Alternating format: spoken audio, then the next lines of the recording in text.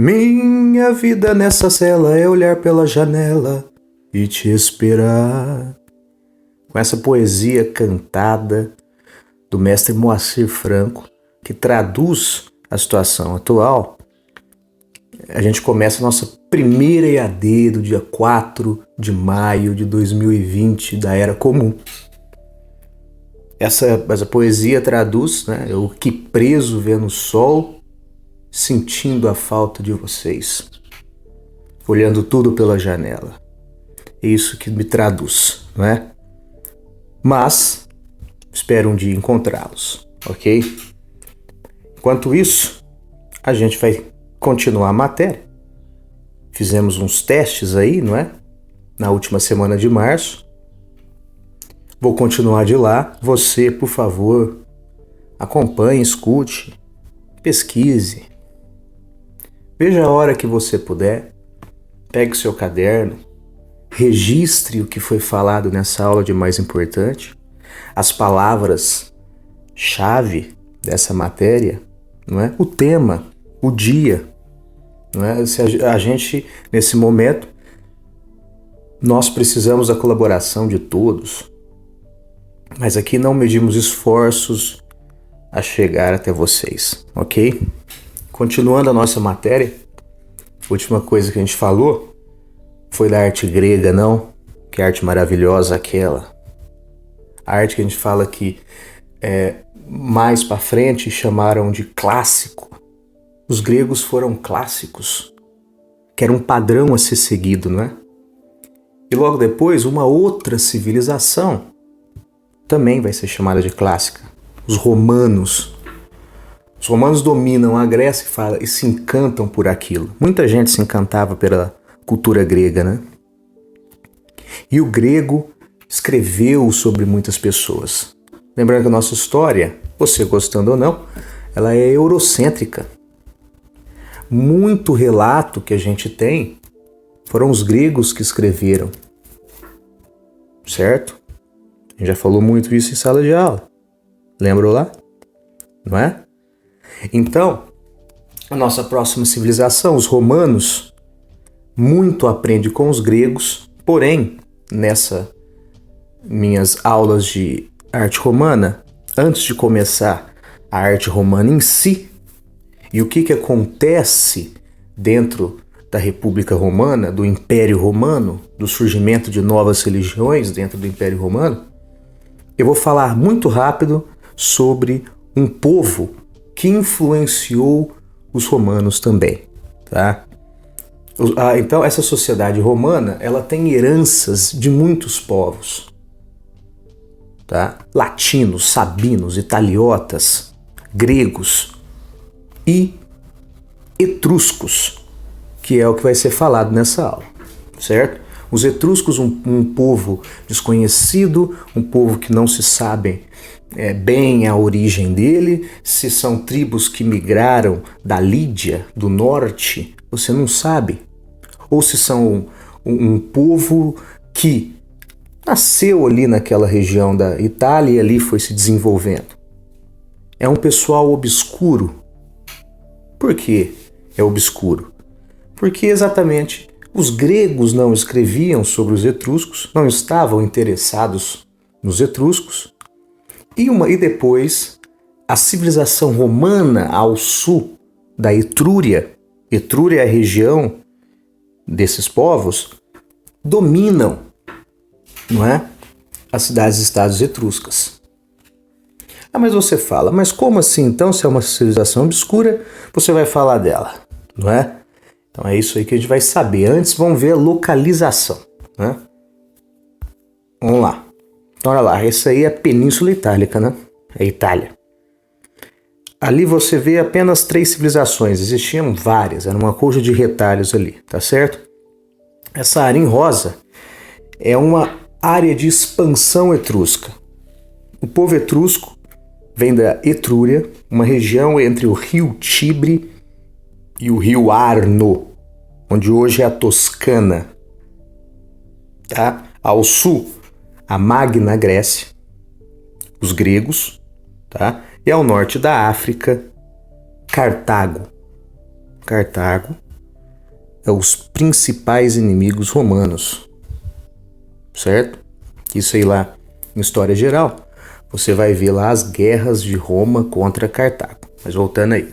Então essa área ao norte aí são os etruscos, e muitos etruscos ensinam aos romanos, e os romanos aprendem com os etruscos, não é? Como a arquitetura, como traços da escultura, como a superstição.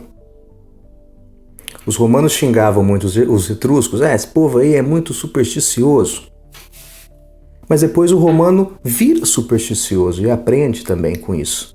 Olha que coisa engraçada, não é? Os etruscos viam um futuro nas tripas dos animais.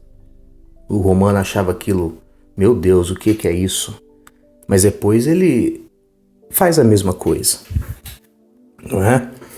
Então, essas influências de povos, os etruscos têm contato com os gregos e aprendem com os gregos também. O romano vê aquilo, tem um contato com a civilização grega através dos etruscos. Depois tem contato com a civilização grega pelo sul da Península Itálica. Ok? Então aí a gente viu a localização. Então vamos lá, mas como a gente sabe dos etruscos? Então olha só, você não conhece muito, você não tem muito estudo, é uma origem meio incerta. Os gregos não escrevem, os romanos destroem. Muitas cidades romanas, as bases das cidades eram etruscas. Tá? Eles dominam, eles escravizam a população, destroem cidades, só que preserva os túmulos etruscos. As casas-túmulos. É aquela coisa. Não, vamos destruir tudo, vamos escravizar, mas o túmulo não, vamos respeitar os mortos. É isso que acontece. Eles respeitam os mortos. E dentro dessas casas-túmulos, você vai encontrar uma grande variedade de riquezas ali dentro. Não riquezas apenas materiais, mas riquezas culturais. Você vai encontrar afrescos no teto e na parede. Você vai encontrar esculturas. E de lá, você vai poder fazer uma pesquisa sobre essa civilização etrusca, né? Então vamos ver o que o etrusco deixou de legado para os gregos. Deixa um grande legado na arquitetura e um grande legado na escultura. Os romanos copiam, né? Os romanos se influenciam muito pelos gregos. Eu falei na aula que as esculturas gregas que a gente conhece hoje, muitas não são gregas, são romanas. São cópias das esculturas romanas. Não é? Então, o que o romano aprende com o etrusco? O que o romano vai aprender com o etrusco? Porque todas essas civilizações, uma aprende com a outra, mas cada uma tem o seu tempero. Né? E uma principal influência etrusca para a civilização romana, e o romano distribui isso para o mundo, são os arcos. Não é? Os caras pegam um bloco de pedra, vai colocando um bloco de pedra em cima do outro, aquela pressão faz tomar uma forma do arco. Esse aí é o arco de semicircunferência, o arco de cunha, ou que vai ser conhecido como arco romano. Tá? E o romano, quando atingir a máxima expansão territorial, vai levar esse arco, tá? Arco romano, olha o arco aí. Ele é uma circunferência perfeita, você tá vendo? Você viu isso na arquitetura grega? Você não viu. Lembra lá na arquitetura grega, você tem aquele esqueminha do quadrado, retângulo, triângulo, não é? Você tem as colunas, o entablamento reto, e o entablamento que segura um teto triangular. Aqui na arquitetura romana, você já vai encontrar o arco este etrusco. Olha aí, isso aí é uma casa-túmulo. Depois joga lá no Google, casas-túmulo etrusco. Vocês vão ver várias, a maioria das casas-túmulo está na cidade de Tarquínia. com aproximadamente 70 casas-túmulo. E dentro dessas casas-túmulo, você tem o que eu falei, de uma riqueza artística enorme, tá? Principalmente afrescos. Olha lá, afrescos. Então aqui é uma visão de dentro de uma casa-túmulo. Tá? Você dá já para ver aí as cores, né? Cores vivas. Pessoas. Então, o etrusco acredita na vida após a morte. E vamos ver qual é o significado da vida após a morte para os etruscos, né? Então vamos lá. Olha lá, ó. Olha essa escultura aí. Apolo etrusco, a base é grega.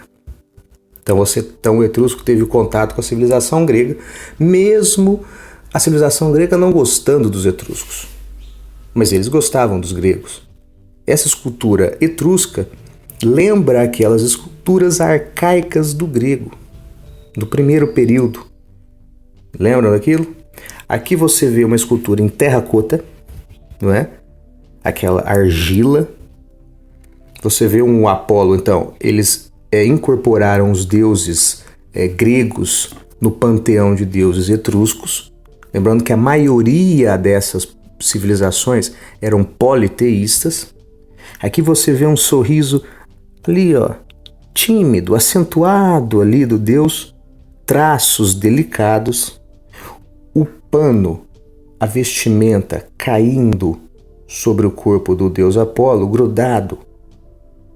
Uma breve semelhança com as estátuas da época do período arcaico grego.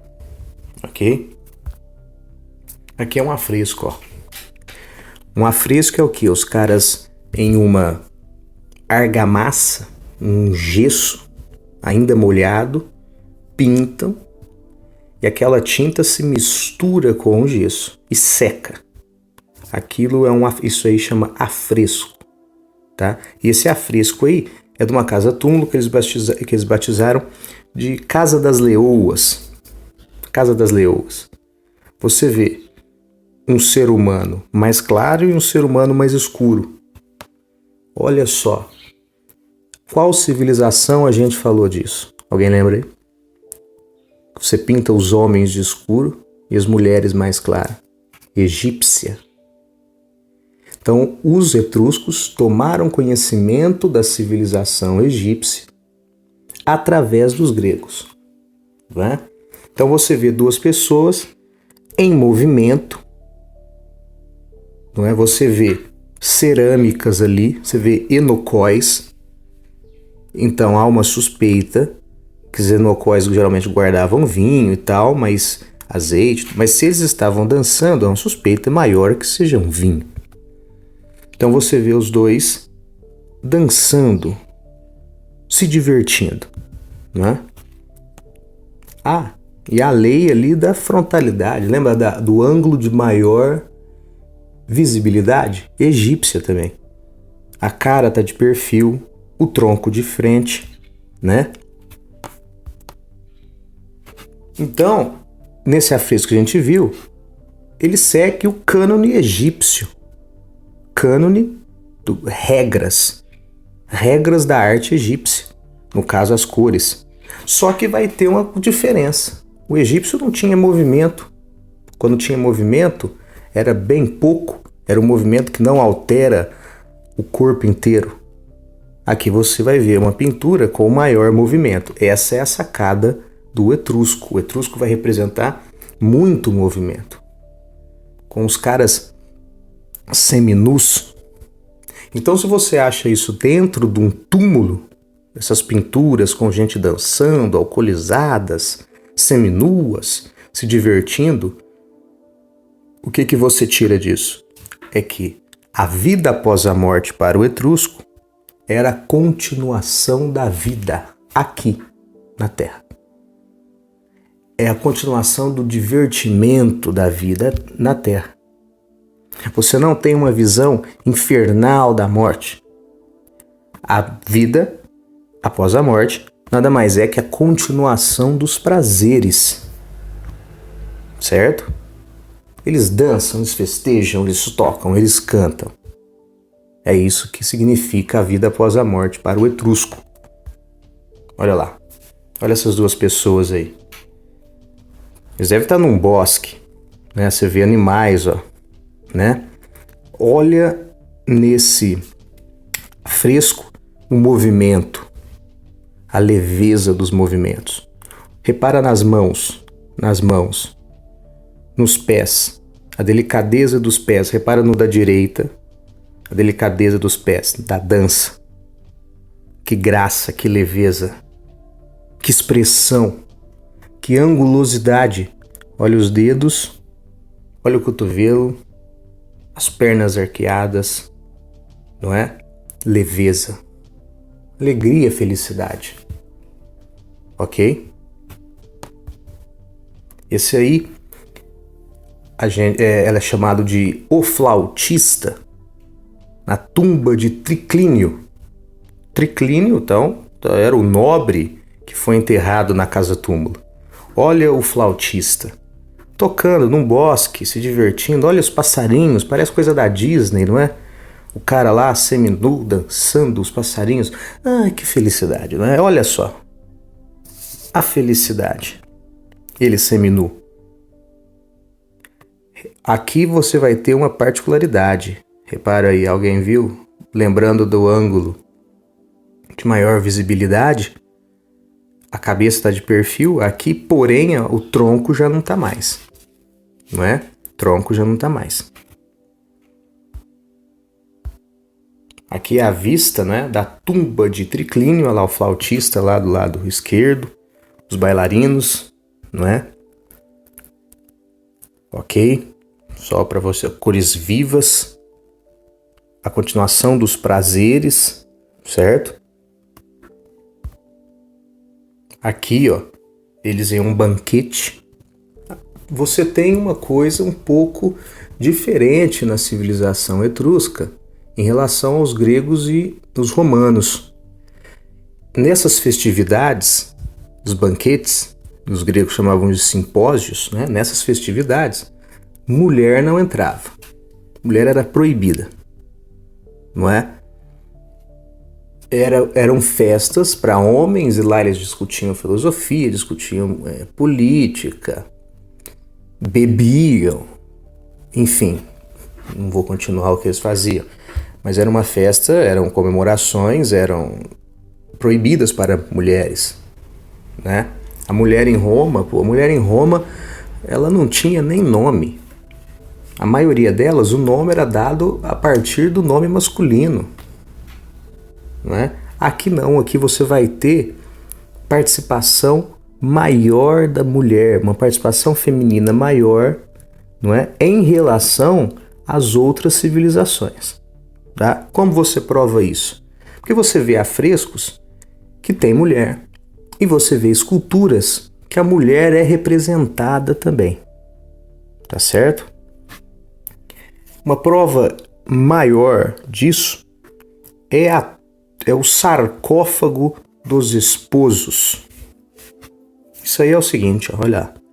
Sarcófago de Serventere ou sarcófago dos esposos. Tá? É a tampa do túmulo. Então isso aí é uma escultura, certo? Em terracota, que é representado o cara e a mulher. Não é?